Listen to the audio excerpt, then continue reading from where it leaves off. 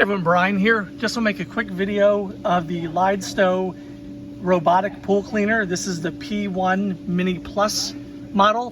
This goes for 70 minutes and is made for above ground pools.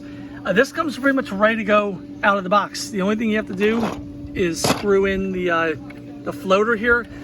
You pop this into the pool, let's do its thing. When it's done cycling, doing a cleaning cycle, or if the battery's running, and that's another nice thing, this is battery powered, so you charge it up and there's no cords or anything. But when the battery dies or it's done cleaning, it will kind of go to the side of the pool, dock itself. Then it comes with this nice black handle that I'll pop a picture up here so you can see the black handle, so you can put it to your pool accessory and pull it out. Let's go ahead and pop this thing in and we'll let it run its cycle.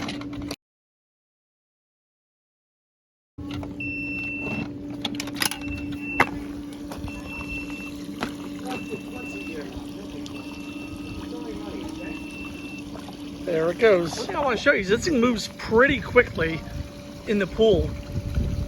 Let me get it here on the angle here and show you. It'll hit one edge, then it will move around.